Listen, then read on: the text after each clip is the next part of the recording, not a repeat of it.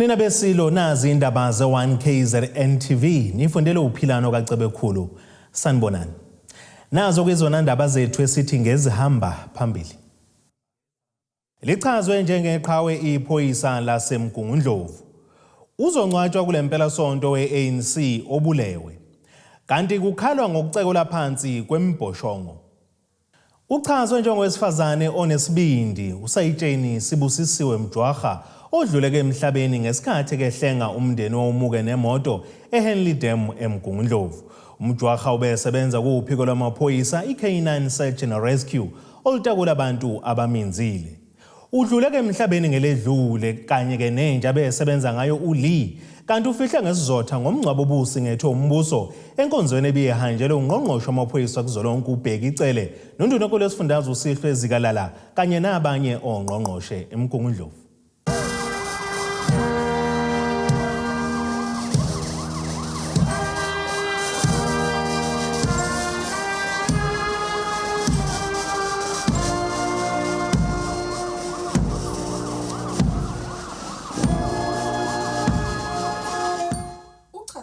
Iphoyisa lesifazane ebelinekusasa eliqhakazile usayitsheni Busisiwe Mjwakha obeneminyaka yama-42 ubudala.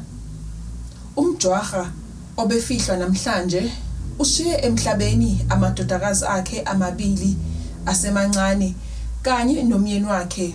Wajoyina umbutho wamaphoyisa ngonyaka ka-2008 wafunda waqhubeka wajoyina uphiko lweK9 Search and Rescue Unit lapho kuhlenga khona abantu abaminzile. Udlule emhlabeni esebenza estation samaphoyisa eHilton ngaphandle kwaseMgungundlovu lapho bebebabili vo bengabantu besifazane kunguyena nomunye osele manje kuphiko lwabo. Uhlonishwe ngomngcwabo okhethekile wombuso obuhanjelwe ungqongqoshe wamaphoyisa kuzwelonke uBheki'cele. Sizokhuluma ngale ntombazane arrogant. This girl sleeping here is arrogant. Uyazazi uyayitshela. Ya, ntombazane iyitshelayo. Akwanelanga kuyona ukuthi iphoyisa. Yathi ngifuna ukwenza lezi zinto esihlula abantu.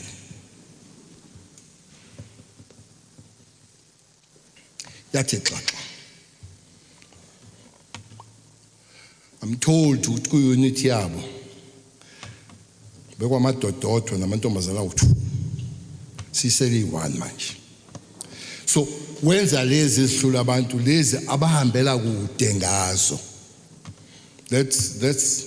That's arrogance. Uyitshela nje ukuthi ngiyilona iphoyisa kodwa angilona nje iphoyisa lokusukela abantu abachama emgwaqweni.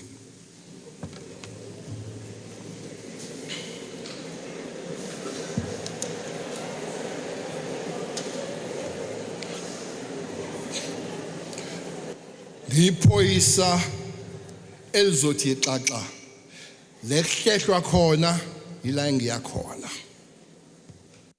Owabe engungqongqoshe wezempilo kuzwelonke uDr Zweli ukhulumele umndeni wakwaMjwakha wathi ungubaba omncane wakhona uyena osesele njengoba bengasenabo abazali kanti ke ucacise ngesibongo esakwaMjwakha wathi ke akusikhona kwaMjwakha kodwa ikwamtshakhe wathi kwenzeka iphutha nje eHome Affairs.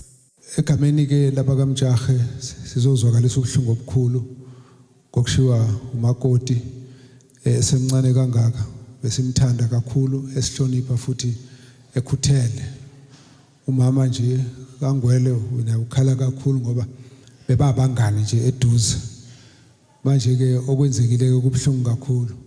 Siyafisa kodwa ukubonga kwabakashangase ngokusipha lembali azosakhela umuzi lapha eMajaheni. Besihlezi kahle kumnandi nokho ke namhlanje sihlezi idengwane kuyakuthiwa ngesizulu isitsha esihle asidleli. Umfowabo omdala kaMjwakha uSibonelo Shangase uthe bashaywe engeqiwa ntwala njengoba kungakapheli leminyaka emibili kwadlula ubaba wabo kanti ke uthi akaqondi ukuthi yini imbangela yokudlula emhlabeni kwadade wabo. Akekho sangichazelile ukuthi kwenzekani ngoba ukufundelile phela ubhukude. Wayithola itraining kade bechaza izolo. Alukho uhlobo lwe training lokungena emanzini engalitholanga. kodwa kuze kube namhlanje ngiyafisa ukuze ngithole iclosure nami ngifisa nje ungangichazela ukuthi yini ngempela eyenzeka ngabe washawa inyoka noma wahlula ukubhukuda noma kwenzekani. Kanti undunankulu wesifundazwe KwaZulu-Natal uSihle Zikalala naye obeyingxenye yomngcwabo Uzongcwatshwa uzobeka eduze namaqhawe njengoba besanda kwembula netshele yawo amaqhawe embali khona eMgungundlovu. Ezindabeni ze1KZNTV ngu-Ayanda Dube ngibika ngisemgungundlovu. Ngqongqoshe omnyango wezokuxhumana nezobuchwepheshe kuleli ukhumbuzo Uzongcwatshwa uthi ke nakuba iningi lembhoshongo esabalalisa kinetwork lithintekile ngenxa yekhukhula kepha iningi lalengqalazinda liphazanyiswe ngabantu abebengeneme ngenxa yokugqoza kwezidingo ezifana namanzi nogesi nabebese beyicekela phansi. Uzongcwatshwa usho kanjena ngesikhathi ke sohambweni kwisifundazwe KwaZulu-Natal ukuhlola umonakalo odalekile emkhakheni wezokuxhumana ngobuchwepheshe besimanje manje. Imvula enamandla ehlasela esifundazweni KwaZulu-Natal kayigcinanga ngokuthatha izimpilo zabantu nokudeqilela phansi izakhiwo kepha iphinde yadala nokuphazamiseka kwenetwork eindaweni eziningi. Ungqongqoshe womnyango wezokuxhumana nobuchwepheshe kuleli ehambele kulesi sifundazwe ukuzohlola umonakalo uveze ukuthi iningi lembhoshongo ephazamisekile kungenxa yokucekelwa phansi amalungu omphakathi uma ke ebhikisha. Abantu bathi ba vandalize ba tshontsha ama copper cables, so sibesikhuluma ukuthi senzani ukuthi ba restore because kuna area completely there's no network coverage. Futhi ku Sentech kunendawo zilimazele kakhulu ne broadcasting ye TV ne radio affected west kakhulu le ese Port Shepstone. But West because of vandalism say uSentech ubizwe wenza ama assessment kwama other sides uthi anjani wona because of umgwaqo awuhambeki abakhona ukufika but babhizi balungisa those roads uthi bakwazi ufika ba check it ukwenzakalani abanye asinayo feedback from umphakathi because abanawo connectivity. I'm just wanting to plead with South Africans to say when there's a time of a disaster, it's not a time to destroy. Is a time to rebuild, because if you continue to damage infrastructure that is already suffered damage because of the disaster, you are worsening the situation. You are not spiting the government, you are not spiting the companies, you are spiting your own communities. Namanje izindawo ezifana nasetshela imnyama nezinye kusenzima ukuxhumana kanye ke nokufona imbala kwazise selokhu kuhlasele izikhukhula. Uzongcwatshwa udalule ukuthi izibalela kwezilishumi izikhungo zaseposini eziphazamisekile kulesi sifundazwe ngenxa kagesi namanzi ezimbili kulezo esise Rosenberg kanye ke nasothongathi zona ke ezilemele kakhulu kepha bazoqinisekisa ukuthi izinsuku zokhola izibonelelo kayiphazamiseki. Uphinde wadalula ukuthi ke ukuhamba kagesi kangeke kuphazamise uhlelo lwabo lokufunda ngobuchwepheshe kulezo izikole eziphazanyiswe izikhukhula. Kunekolo ingane ngeke zibuyele sihlale because the infrastructure is bad, is high risk for bona. But and then the MEC announced bazona minister bazo accommodate in other schools, but the population size is just too huge for each class to be a viable class. So we are going to look at how do we introduce technology so that we don't have that huge classes but not disrupt the learning or the education. Khona manjalo ungqongqoshe womnyango wezokuthuthukiswa komnotho esifundazweni uRavplay uthi ke izinkampani seyiqalile ukulungisa umonakalo. I think there's almost 400 sites that are affected to one degree or the other. They're working quite systematically in restoring them, but in many cases they are prevented from doing so because of inaccessibility, where roads are washed away or the conditions are too steep. So we've set up a interdepartmental technical committee together with the telcos. So we will say, okay, fine, this is not just you losing business, it's important for our economy. Therefore, we want to help to restore connectivity and for people, for emergency services and so on. So where the Department of Transport can help to restore a road, if it's big enough and urgent enough, the South African Defence Force, we will request them to come in. So we're setting up interaction at that level to be able to achieve a coordinated relief and recovery effort. Izindabeni ze1KZNTV kubikuNto Mkhona Mvubu ngiseThekwini. Umphakathi wasemfekayi kwa21 ngaphansi komasipala inkosi uMtubatuba enyakatho nelekamthaniya uthi usasabela impilo yawo njengoba uphoqeleke ukuba ukhe amanzi emfuleni kule ndawo iNyalazi oyingozi kakhulu kulandela ukuthi imindeni engaphezulu kweyishumi kule ndawo silahlelwe ngabantwana abafana beminza kuona lo mfula. Ekhuluma ke neziko lezindaba le1KZNTV, uyise womunye kwabashona kulo mfula uthi bayafisa uhulumeni angenelele abafakele okungenana amapitsi njengoba kompompi bekhona kodwa amanzi kawaphumi. Lona ke iwona mfula iNyalazi Owasemphithi eMtubatuba enyakatho nesifundazwe KwaZulu-Natal umphakathi wa 21 ophoqelekile ukuthi ke ufake izimpilo zawo engozini njengoba bethi ke ingaphezulu kwamashumi imindeni esilahlekelwe abantwana bayo babafana abaduka kulomfula betholakale sebeshonile.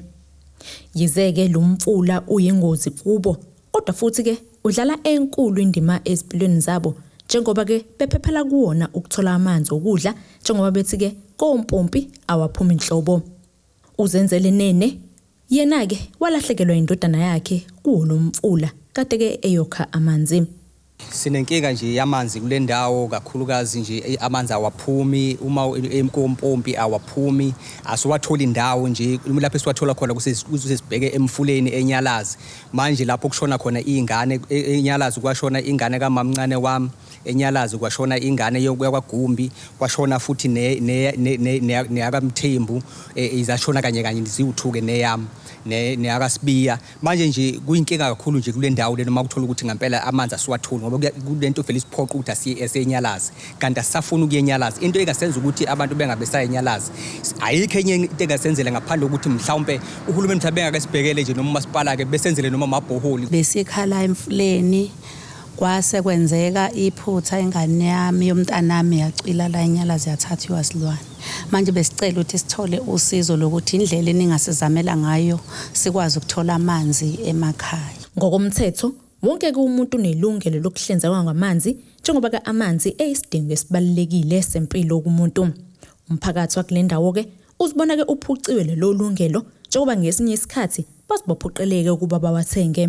Ekhaya ngagcina ukubona amanzi ephuma kumpompi ngo2010 amanzi engwaphuzayo ngiyawathenga. Ningi ke imizamo bekhala ngosizo lwabo kodwa ke bengalitholi usizo. Yizeke noma amavaterikane efike letha amanzi kodwa kuyenza ke ngesinye isikhathi kuze kuphele inyanga golokuqo ingafikanga ivaterikane. Sasama ukuxhumana nohulumeni we-district ngoba amanzi aphethwe kwi-district but usizo aseluthoni. Kunenkampani ezikhona enjengoMondi ezusebenzisa umhlabathi lo ola ngokutshala amagamtree. Ngicabanga ukuthi uzona kuseze ngasilekelela ukuthi sifakele nje cishe amabhoholi along this river ngoba indaba yenzeka nje kulomfula. Uma bengasifakela cishe amabhoholi hayi noma ebe maningi ngaba u4 noma ebe u5 ngoba zigodi ngegodi lana nje khona esinye singala nakhona okwenzakala into efanayo kuze kufike ebridgeini le abantu abangale bakha khona kwenzeka into efanayo. So uma bengasami ukusilekelela noma ubani ke cishe ngathi yena ngasilekelela ngebhoholi singakuthozela kakhulu ngoba hayi umphakathi ukhala njalo.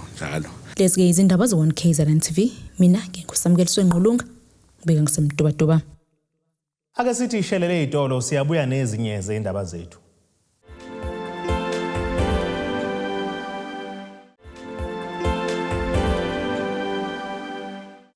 Asibonge siphinde sinamukele nisabukele zona indaba zethu ze1KZNTV. Nazi okuyizona indaba esithi ngezihamba phambili. Lichazwe njengeqhawe iphoyisa laseMgungundlovu. Uzongcwatshwa kule mpela sonto weANC OBULEWE. Kanti kukhalwa ngokucekola phansi kwembhoshongo. Umphakathi waseDukuduku eMtubatuba enyakatho nelikaMthaniya usuvale amagumbi okufundela ayisikhombisa esikole samabanga aphansi iNyamazane Primary njengoba engekho esimeni sokuba ke kungafundelwa kuwona. Uhlalo wekomiti elikhethwe ngabazali ukubheka lo monakalo sabelo mdamba uthi sebebhalele incwadi ungqongqosho umnyango wezemfundo KwaZulu-Natal ukwazi Mshengu bemnxusa ukuba fika ngokusheshsha ukuzobona lo monakalo kulesi sikole. Leli komiti libe selemnikeza ke insuku eziyisikhombisa zomnqamla juqu ukuba phendule uma kungenjalo bazokusivala sonke lesi sikole. Lesi isikole samabanga aphansi iNyamazane esiseDukuduku eMtubatuba enyakatho nesifundazwe KwaZulu-Natal.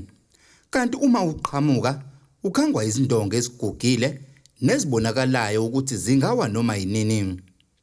Ikomidi elikhethwe abazali likhethe ukwavala amagumbi ayisikhombisa kulesi sikole ngenxa yokusabela impilo yabantwana njengoba engawa noma yinini. La isikole sifileke kunamaklasi afile mawuthinta indonga ziyanyakaza njengoba nani nje senibonile kunodonga nje olunyakazayo othi uma uphenduka ngemva kwalo ubuka ngemuva kweclass kunemgodi ekhona kuphinde kube nomgodi mhlawumbe uyabonakala la ngemva kwami okuwona olinyazwe ezimvula ngala kwa right wami kuneclass nje lifile istebhisi sifike la ingane idlala khona ngaphezulu ngale emva kwenu kunethanki elikhona ithanki litshekile la kune roof efile ema-ofisini kugcwele amalulwane phakathi ema-ofisini la kuhlala khona othisha then umhlangano abazali bathatha isinqumo-ke sokuthi ayikho into esingayenza sicela ukuthi isikole simise kancane ukufunda. Nakuba kuqhubeka ukufunda nokufundisa kwamanye amagumbi kodwa lesi sikole sibukeka sikhadlamezekile nokunenezelwa izimvula ezinamandla njoba igceke linemsele engaba yingozi kubantwana. Kuneclass ke lapha elinomgodi nginikutshengisile umgodi wakwaphuma inyoka phakathi ingane ziphakathi eclassini njengoba de nginitshengisa nje kuneclass elinye lirenovatiwe phezulu amanye amaclass njengoba ubuka la kwa right wami apheshiwa ngazi ukuthi lipheshwe lona lodwa ngoba kunjani nanokuthi malini leyayiphesha lapho ukuthi yayiphuma kubani ke angikho sure kodwa ngizwile ukuthi kuno 350,000 okuyiwona oyayo uvele. Leli komiti libhale incwadi liyibhekise kuNgqongqoshe wezemfundo esifundazweni KwaZulu-Natal ukwazi Mshengu ukuba fike kulesi sikole ukuzobheka umonakalo zingakapheli izinsuku eziyisikhombisa makungenjalo bazosivala thaqa. Kuleya Monday angikho sure ngedate uma ngafikanga kuleya Monday Tuesday abazali bazobe behlangene la esikoleni ukuzokhipha zonke izingane isikole bazobe sebesivala thaqa yonke into ethinta isikole uthisha omkhulu ingane izobe siyohlala ekhaya until ke kubonakala ukuthi kwenzakalani ukusuka lapha. Imizamo yokuthola umnyango wezemfundo ubuphawule ngalolu daba ayizange iphumelele njengoba lo okhulumela lo mnyango ethunyelelwe imibuzo ngalolu daba ukwazi imithetho kodwa wangabuyela kuyithimba lezindaba. Ezindabeni ze-1KZNTV kubikuthi abantu maphumulo eMtubatuba. Umculi kaMaskandi uSibusiso Mkhize odume ngele kabahube uvakashelekile okishi lasemlazi kwa-H no G eThekwini ukuyonikelela umphakathi okhahlanyezwe ezikhukhula. Ekhuluma ke nabezindaba ukhabazela uthi kumthinte kakhulu ukubona abantu beswele bengazi ukuthi bazodlani futhi ke bengenawo nendawo yokufihla ikhanda. Uthi ke lena ke ingxenye yokubuyisela emphakathini okuyiwona othenga umculo wakhe. Mhla ziyishumi kuya kuyishumi kuMbasa izikhukhula ezinkulu kanye nokudilika kwenhlabathi okudalwe imvula enamandla kuthinteke kakhulu isifundazwe saKwaZulu-Natal kanye ne-Eastern Cape. Ngokwesiphathimandla sikazwelonke bangu-448,000 abantu abasashonile KwaZulu-Natal kanti abangaphezulu ka-40,000 abadukile bangaphezulu ka-40,000 abantu ke asebesale dengwane kwathi ke izindlu zona ezicela ku-4,000 zacekelwa phansi kwathi ke ezinye ezingaphezulu ka-8,000 nazo zacekelwa phansi. Itheko ke yilona elishayeke kakhulu nenye nendawo ezilizungezile kubese kumenyezelwa lesi simo njengesimo sikazwelonke senhlekelele. Lapha ke iciko likaMaskandi ubahube uvakasheleke lokishini lasemlazi nalapho efike wanikela khona ngomantrasi bokulala namaphasela okudla noblanketi bokulala. Siphukile emoyeni ngenxa yemndeni yakithi ethe yaba nezinkinga bafowethu. So ngaleyo ndlela sithi asizela nathi asinalutho kodwa sizoveza nje ukukhalisana nemndeni ethe yathinteka nganza kwethu. Sila ka-H njengamanje noma singesikwazi ukubahambela bonke ngoba amandla sinawo kodwa ngempela sila sikhona so ubahuphe nje ngenxa yokuthi labantu basimelile basisupport abasithanda so nathi sithi asivele nami njengoba huphe kumsebenzi wami ukuthi ngikhombisa ukuthanda abantu ilona thanda enginalo lolu bafowethu nginithanda nonke nane ngingakwazi ukufinyelela kunina ngithi kunina uNkulunkulu afinyelele la ngingafinyelela ngakhona. Namhlanje sila ku 79 ehholo kade kuba Hope neBrush Mngadi Foundation belethe oblanket nezipontshi behambisana nosuka sihambe kanye neBrush Mngadi Foundation belethe kumphakathi ovelelwe inhlekelele. Lo mphakathi okhahlamezekile kakhulu njengoba ke usale dengwane bengenalutho. Lokhu ke kuzokwenza omkhulu umehluko ezimpilweni zabo. Siyabonga kakhulu baba Mngadi nethimba lakhe abasenze khona baphinde bakwenze nakwabanye.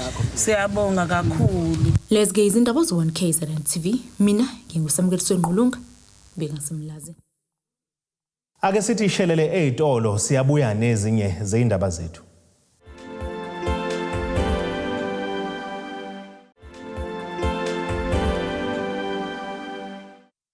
Asibonge siphinde sinamukele nisabukele zona indaba ze1KZNTV nazo ke izona esithi ngezihamba phambili. Lichazwe njengeqhawe iphoyisa laseMgungundlovu. Uzongcwatshwa kulempela sonto weANC obulewe. Kanti kukhalwa ngokucekola phansi kwembhoshongo. Ake sibheke engosini yezomnotho.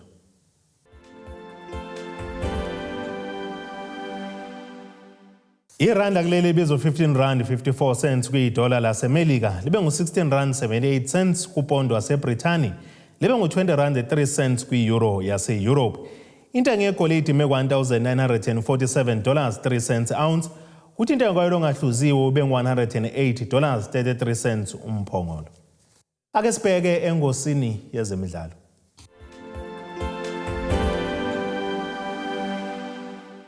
Umqeqeshi weqembu lesizwe iBafana Bafana uHugo Bros uthi ke maningi amathuba okuthi ke leli qembu lingene kumqhudelwano wemidlalo yamazwe ase-Afrika iAfcon ezobanjela ezweni lase-Ivory Coast ngonyaka ozayo.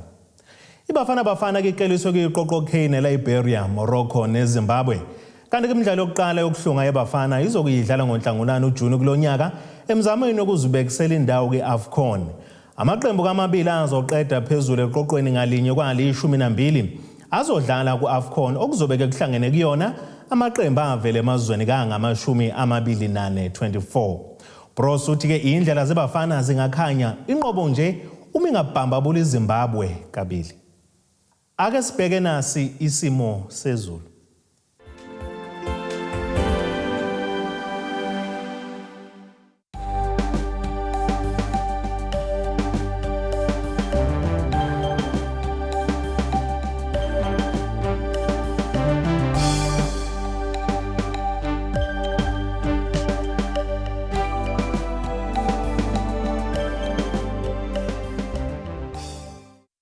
Nina bakamkhumbi kudluka sibone amakumgedlela zingake besiyiphaka namuhla kuze kube ngokuzayo inkosi nibusise.